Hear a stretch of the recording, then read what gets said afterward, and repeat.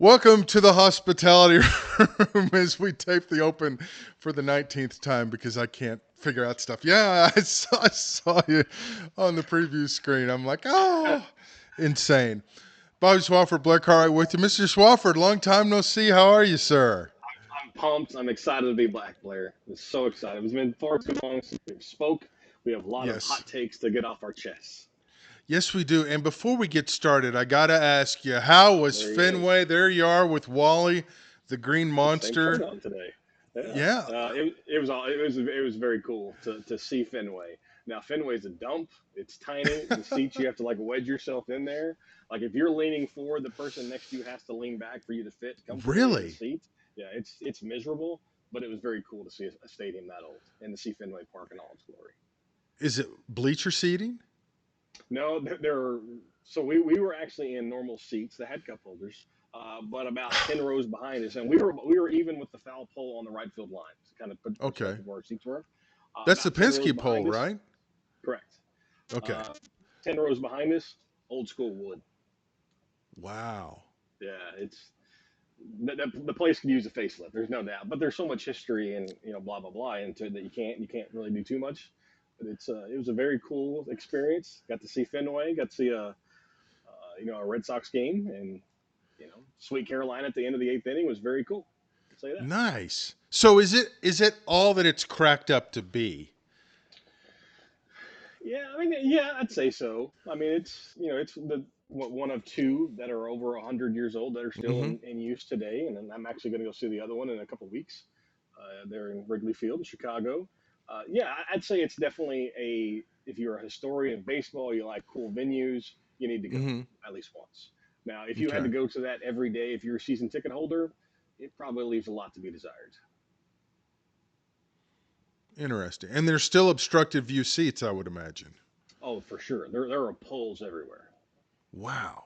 The That's wild. concourse is you kind of have to walk up into the bleachers. The concourse is very tight and kind of juts every which direction. It's not a Mm-hmm. full circle like it is in a lot of new parks these days.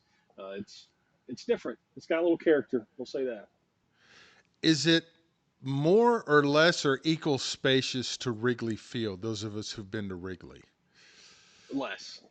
Really? Wow. Yeah. Yeah. Definitely less. Wow. Hmm. We'll definitely have to make a road trip at some point. Hmm. Um, and then, I don't know if Cooperstown is close, but it seems like if you're going to be up in that neck of the woods, it might be worth an Well, adventure. Cooperstown's what mid upstate New York, so I mean That's it's probably a true. little too far. I was there technically on a work trip, so I didn't have Yeah. a lot of free time. Even though I did sneak over to the Gillette Stadium and spend a better part of a day hanging out at the Patriots Hall of Fame and doing Oh, that how whole was deal. that? Yeah, it was cool. I got to see it about 10 years ago, and granted they've won three Super Bowls since then, and Tom Brady's now retired. But it's cool. I mean, if you like the Patriots, and you have to be a diehard Mm-hmm. Patriots fan to really enjoy that. They've got all kinds of stuff and the historical things from like the actual snowblower from the game where the guy comes out Oh, during the timeout wow. and blows the snow. It's actually hanging from the rafters during the Hall of Fame. It's very cool. Uh, but you have to definitely be geared towards that one team. Like obviously I am. That's why I took Yeah. the whole day and No. went over there. Yeah. Well, that's cool. How much Brady stuff is in the Patriots Hall of Fame? Because, that parting was kind of awkward and. A ton. Honestly, there's probably not as much Belichick stuff as there should be, but again, it's a coach. Like, there's only so much. Like, it's not like you have cleats and gloves and jerseys from a coach. You don't have the hoodie hanging up over there, which you probably should. No But hoodie? yeah, but with Tom Brady just now retiring and he's been now inducted into their Hall of Fame, you Mm-hmm. expect that to really ramp up in the coming times because he was only inducted in June and I'm there now in late June, Mm-hmm. where I was at the stadium, and so they haven't had time to completely overhaul it. I would imagine maybe even before the time this season kicks off, but certainly before next year kicks off, that they're going to completely overhaul their Hall of Fame and maybe even have a dedicated fixture to Tom Brady. Nice. Yeah. Do they have like a ring of honor like the Cowboys and the Chiefs? And I know a lot of teams have that No, because across the facade. they don't. But I mean, it's well documented of who their Hall of Famers are. It's plastered all over their stadium, and they've got a dedicated Hall of Fame space in their stadium. but they don't have the actual ring like the Cowboys or some other teams do. Okay. Interesting. Well, cool. Imagine that. Historic stuff near Boston. Yeah, Who knew? Who knew? right. All right, let's get right to our headlines. A lot to talk about. First off, it's SEC Media Days. The most pointless. How many media days did you go to in your day? 0. Channel 5. I, I was Really? I was a I was a diehard advocate of saying that media days are a complete waste of time and resources. Oh, I would agree. I think I went the first year Arkansas was in the SEC, and I don't know. I think I went like 10 straight years. Craziest thing, the first year. Okay, it's Arkansas and South Carolina. Former CNN sports anchor, who everybody knew, goes out and gets loaded after the first night, drops a racial slur on a parking attendant, gets arrested, and is a no-show the next day. And that was the talk of media day. Now, I can't imagine that happening now. Media days used to be wild, loose. People would say stuff. Now it is totally PC, dull, boring, pointless. And with 16 teams, I mean, what a slog. I Yeah. mean, it's just, I have not watched 1 second of SEC Media Day coverage, and I can already tell you what the talking points are. yes, Oklahoma and Texas. What's your feelings on this? Why aren't you a rival with Oklahoma? You're a huge rival with Texas. Blah blah blah. Number two, hey, how do you feel about the new college football video game? How do you feel about playing as yourself in the video game? Blah blah blah. Number yeah. three, NIL. Number four, the expanded playoff. Number five, insert stupid question here. And now media days are done. Yes. Oh, and also the best part too is the what you don't see behind the scenes. Obviously, when the coaches are walking from room to room, Hmm. I think it was Saban, and of course everyone's got to get that shot walking Yeah. across. Two guys collided and literally came to blows because it was crazy. And of course, Saban was just the star. People would hang out in the lobby, 10 to 15 deep. I mean, it was insane in Hoover. But yeah, as far as the actual media, I mean, it is a slog to have to go through all Hmm. that. Everybody's excited. Everybody's great. Everybody's going to have a great season, blah, blah, blah, blah, blah. And then 3 weeks into practice, everything you got at media days is out the window. It's unusable Hmm. because it's dated, but Yeah. there's nothing else going on. And they used to have media gifts. They used to have a hospitality room where you could enjoy yourself into the evening, which they don't do anymore. Yeah. So it's so It was a insane waste. now. It is, and it's so repetitive. I mean, you're asking people are asking the same dumb questions, and I guarantee Bob Holt is still sitting there asking the same question that he was asking 15 years ago He's asking the first, and he gets the first question too every every time. time. Doesn't matter who the team is, Bob Holt gets the first question, and Yes. it takes him 9 minutes to spit out the question. Well, the crazy thing is, it's such a cookie cutter script when you're in Yeah, TV because sports has 3 minutes. Um, I mean, you just have your outline. So and so met the media today. They had this to say. Blah blah blah. You know, and it was just a no brainer. I always thought it was interesting to see what the other media would ask the Arkansas players because they never see them. And so, right. if half the time they didn't know what to ask because Arkansas was not having a good season or projected to have a good season. So it was always, I don't know, it was always interesting, but it was like the most fun was hanging out with all the media people afterwards and having Yeah, libations and swapping yeah, stories and creating memories that way. But as yeah, far as media day, but I mean, it was insane because they would give everybody and their dog a credential. And I can only imagine how many people are credentialed now with yeah. 16 teams.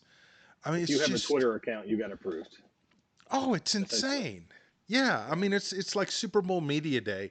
It's Hmm. become just totally opposite of what it's supposed to be. So Correct. who knows? Hogs were there today. I heard a little bit on XM radio.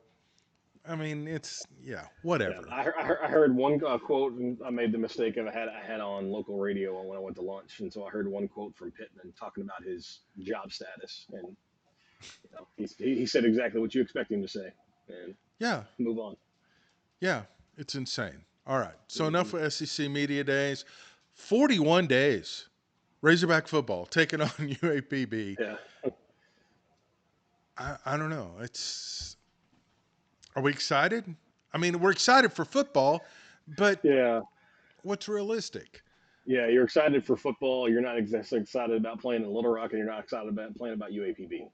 So like you get one out of the three, and that's kind of where we're at. You're not going to find out anything about your team. Mm-mm. UAPB is the fourth best college football team. No, I'm going to rephrase that back. UAPB may be the seventh or eighth best football team in the state of Arkansas. Like, Yes. I don't think that they're beating Harding or a Washita or a Henderson. Certainly not UCA or Arkansas State. So I don't get the point. I mean, I get you got to schedule some cupcakes, got to get some wins, but it does nothing to get you fired up about the season. And I say No, that, and and UCA is playing UAPB this year, and they'll probably get beaten on deep those words. well, it does nothing for your fan base. And then you're going to close practice, Yeah, so nobody sees you except on Saturday. I mean, it just I don't know. I kind of miss we're the gonna watch old them days. stretch 30 times, and that's it. Yeah, yeah. I mean, that's dull. That's boring. But I do think. I mean, everyone's pointing toward the Oklahoma State game. And Yeah. if we were, and this reminds me a little bit of Petrino's first year when he was head coach. Now, of course, he's OC, but there was progression throughout the season. They got better. Now they didn't necessarily win, but you saw improvement. And to me, I think that's all you can. That's what you kind of need to hope for this year because just been flatlining for so long. Just see improvement. It's crazy to think that they are going to play UAPB and then go play an Oklahoma State team who's going to be one of the favorites in the Big 12 Mhm. and compete. I mean, that's a pretty big jump, It is, isn't it? but it's one. Yeah, it's one they have to make, and one that teams are expected to make every year, because it's not like it used to be. And I'm probably going to date myself here. It's not like it was 25 years ago or 20 years ago, where the first time that you put on a helmet together as a full 11 offense is on August 1st, that first day of practice. I mean, these Uh huh. guys have been working out together since a month before spring practice started, and Mm-hmm. they're out there, doing 7-on-7 for hours a day. And I can only imagine the number of NCAA infractions that happens on every campus because of now they have indoors and they can close everything and the windows aren't at the right angle. You can't see them. They're having full blown practice every day. You can almost guarantee it. They're Oh not hitting yeah. each other. They're not going offense versus defense, but they're having full blown 7-on-7 plays all day long. Oh yeah. You're crazy to think they're not. And Yeah, plus, if they get caught, what's going to happen? right. They're going to put Missouri State on probation for 4 more years or something. I mean, yeah, Yeah. it's insane. So, all right, Razorback football, the big topic, in-state recruiting. Teams have come in the state, plucked the best, but if you go back and look at the rankings of top 10 in-state recruits over the last, I don't know, 8 years, who's panned out anywhere? Not just at Arkansas, but any place. So it's like, it looks bad, but is it really that bad?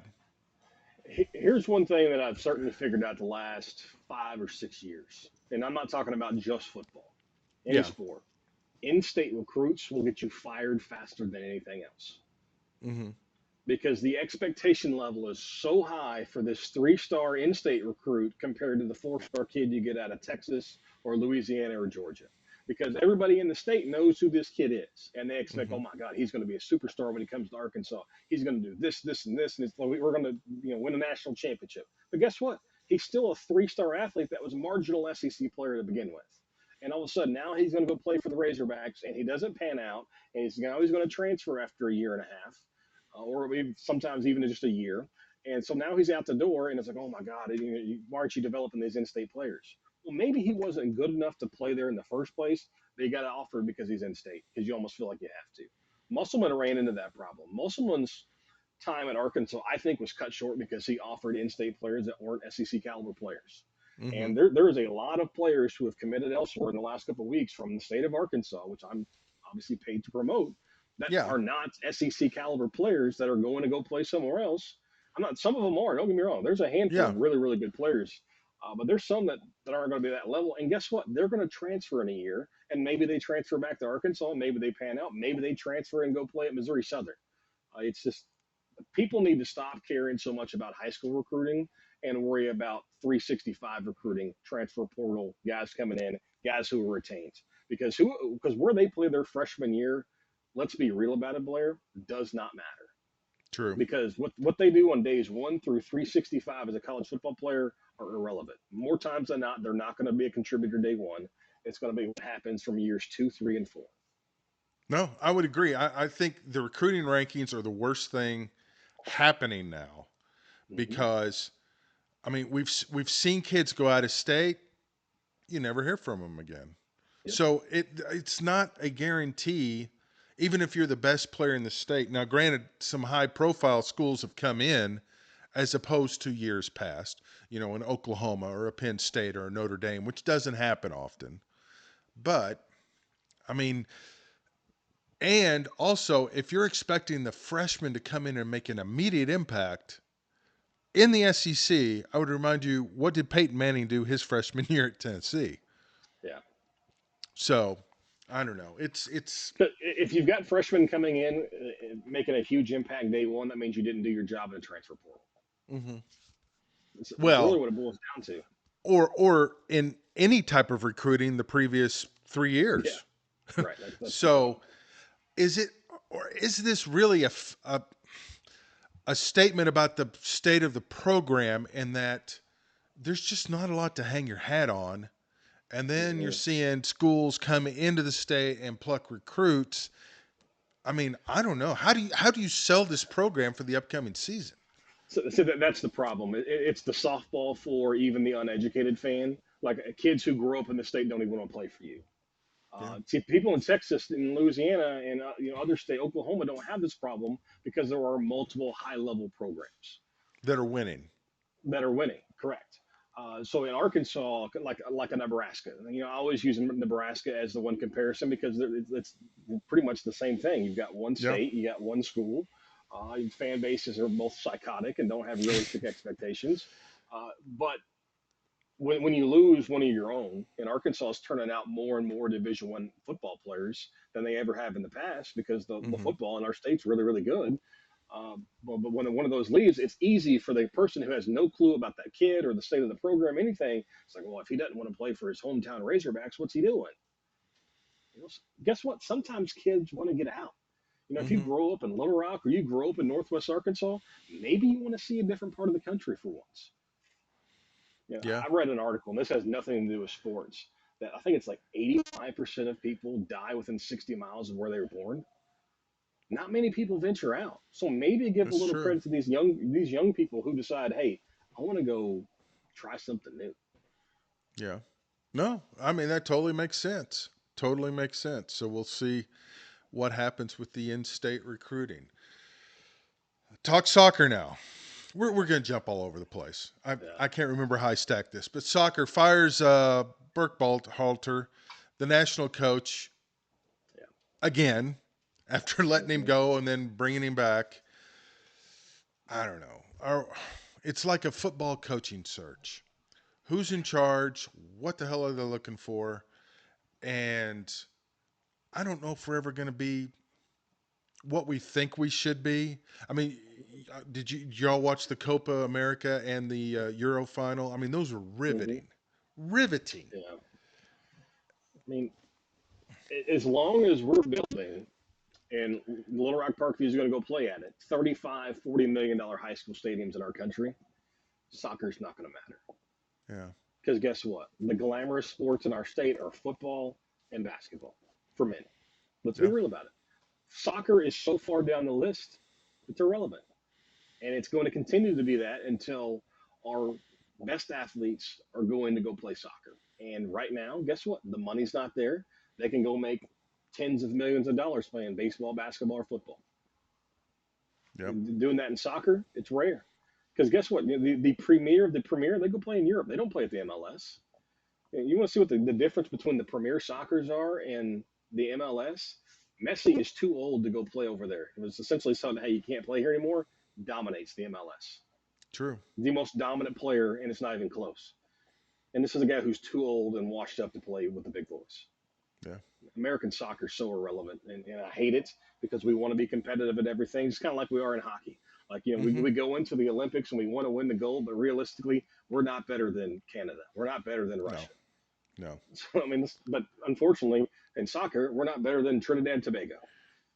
Like we're losing to Ecuador and Honduras and these countries that can't hold a stick to us in anything other than soccer.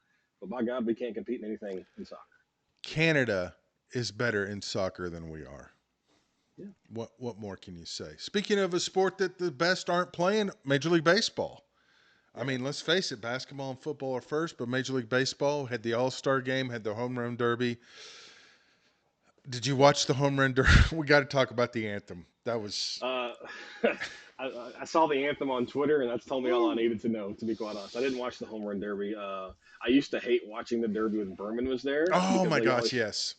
But now I miss Berman doing the home run derby. To be honest, I haven't watched the last couple of years. I did watch a little bit of it. It takes too long, Yeah. and there's just too much. I mean, at least with Berman, he's talking about what's going on in the field. They're yakking about God knows Hmm. what. It's just, Well, and it's they've changed the overproduced. rules of it. It is, and they've changed the rules of it, the format of it so much. Like, let's go out there and swing the bat. You get 15 swings, you get 20 swings. How many home Yeah. runs you hit? Like, Oh, don't put a timer on this, and it's too yeah. much. Yeah. Oh, I agree. So the singer admits she was drunk and is going She into wasn't rehab. drunk. She was messed up. Yeah. But it's like, okay, if she's that bombed, Yeah, I wouldn't go nobody out. noticed and they let her go out like that? I mean, come on. Yeah, And well, the that's the most, problem with entertainers is they seclude themselves before a performance, and everybody's afraid to go talk to them because yeah, they're getting their mind right. No, they're getting their mind right by doing yeah, some things in the green room. I true. mean, they shouldn't claim she was drunk all day. That is someone who was just out of their mind on some kind of Yeah, drug. she wasn't drunk. Yeah, yeah, Yeah, no, she was not slurring word. I mean, yeah, yeah. she was not. Mike Gundy would say that she had not been drinking. So, as a result of that, how many people do you think watched the All Star game to see the anthem, to see one who was going to sing it, and how that was going to go, and it was I believe Cody Johnson. How much pressure is on him to sing Sponge. the anthem? Yeah, Wow. I bet Rob Manfred definitely went and hung out with him. Was like, hey, are we Woo. good? Yeah. Can you say the alphabet backwards for me real quick? Yeah.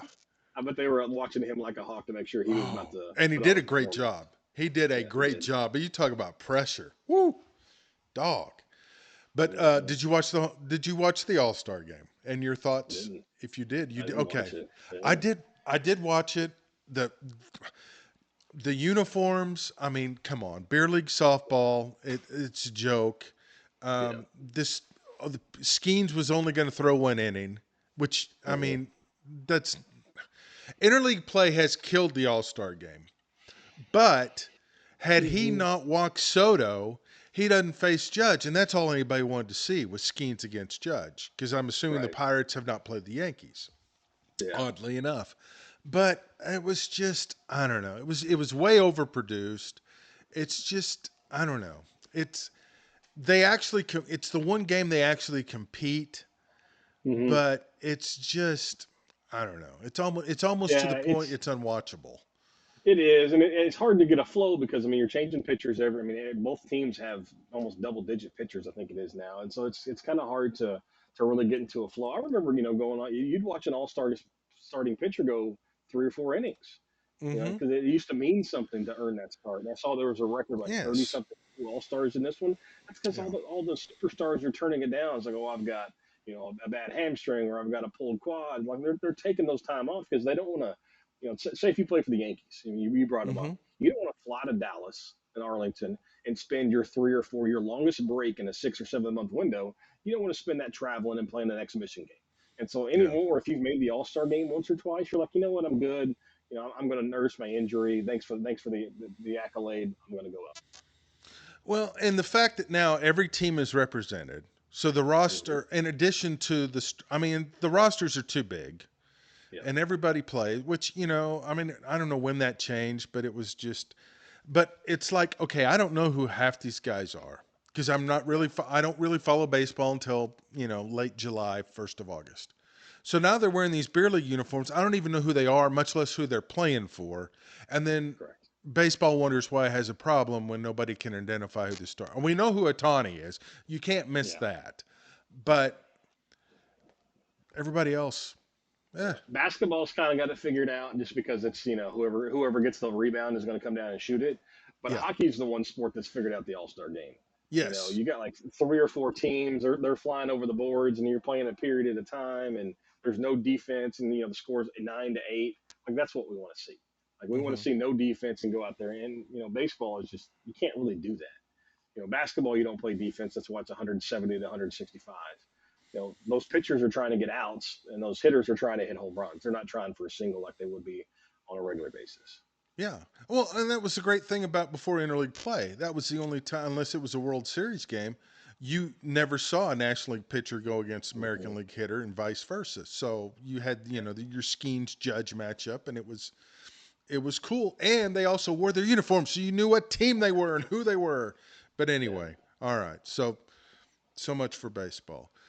Basketball now. Joe Foley, long time outstanding coach, Arkansas Tech, UALR, announces his retirement. Yeah. I mean, what can you say? I mean, you're talking about the second active winningest coach in women's basketball. Only Gino's ahead of him. I mean, that says something. Amazing. I Yeah. mean, it really the career that he has and the longevity, which we don't see in the college coaching profession anymore. The willingness to stay put, because he had opportunities to go elsewhere. When you win that Mm-hmm. many games, you have that much success on a year in, year out basis. You're going to have some opportunities to go, and he said, what, I'm going to do it here. So tip of the cap to him. I saw that they named his longtime assistant the head coach today, Wiedauer. So you hope that Little Rock continues to stay on that pace of being a tournament type team every year in the hunt to win a conference tournament, which puts you in the big dance. But yeah, I mean, it's I don't I got lucky enough to call a couple of his games this year for ESPN Plus, and Mm-hmm. I mean he puts out a really really good product every time, and that obviously shows up in the win loss record. I I would almost say that he is underappreciated because I don't know that enough people really realize his accomplishments and his record and the impact he's had on basketball Mm-hmm. because he's not done it at high profile places, but those in the basketball community hold him in very, very high esteem. 100% agree. Just because he's at a Little Rock, he doesn't get the exposure in our state from the media that the Razorbacks do, or even Arkansas State does in the Northeast corner. Mm-hmm. So he kind of flies under the radar. I mean, nobody. You only talk about him, when the conference tournament rolls around. You're not talking about him on a regular basis, and he probably is punished a little bit by that. But I mean, that's a Hall of Fame coach, and I would assume he's going to get into the Arkansas Hall of Fame before too long. I would hope so for sure. Oh, and real quickly, speaking of the Hall of Fame, how did the Hall of Fame banquet go down in Hot Springs? It went good. We inducted 14, deserving individuals, coaches, athletic directors, and officials. It was a great time. We need to find a better MC than the one we've got now. He's not very good, to be Oh, quite honest. But yeah, they make me do it. oh, But geez. if we could replace me, I think that the make would be awesome. It was very cool though. Well, you didn't pull an anthem singer type incident, did you? Didn't no. I keep my corny jokes to a minimum. At least I try to. Um, and then we just keep my goal is under 2 hours, and I missed it by 6 minutes this year. Oh, well, that's not bad considering the number of inductees you had. Yeah, That's and pretty solid. and that includes the dinner. So it went from Oh, six that's to 8:07. impressive. Yeah, 6 to 8:07 this year, and that included about 35 minutes for dinner. We got to cut the dinner down. Oh, kudos to you. Well, we're about out of time. Email us, follow us on Twitter. Final word. I need some air conditioning in my house, Blair.